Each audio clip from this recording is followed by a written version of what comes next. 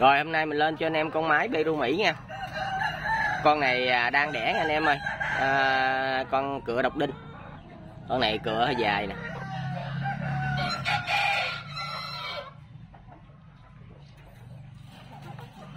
Con này đang đẻ lứa 3 nha.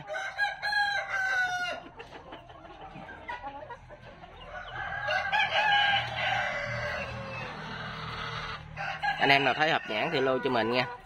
Con này giá 1.8, 1.8 bao ship các tỉnh cho anh em.